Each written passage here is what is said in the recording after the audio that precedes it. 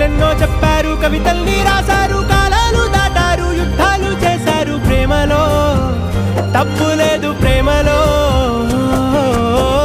వేల వేల వెన్నెలంత నీదవాలి వెలుగునంత మోయమంటే నేను ఎంత రే.